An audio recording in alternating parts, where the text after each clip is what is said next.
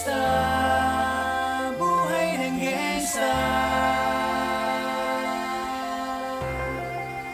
buhay ng gangsta. Pumasok ng gangsta sa edad kong 14 years old. Tinigap ko 30 second massacre, matay blindfold. Halos sumabog